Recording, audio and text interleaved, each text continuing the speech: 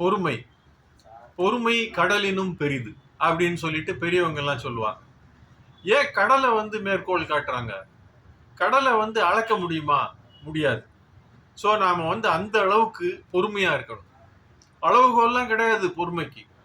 நம்மளை திட்டுவான், முட்டாளுமா, உதவாக்காரம்மா, கழுதம்மா, நாயிம்மா, என்னென்னமோ சொல்லுவாங்க.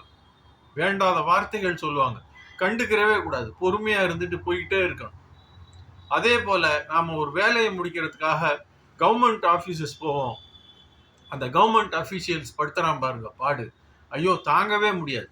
அது ஒரு பக்கம். பிரைவேட் ஆபீசர்ஸ் போனா இழுத்தடிப்பான்.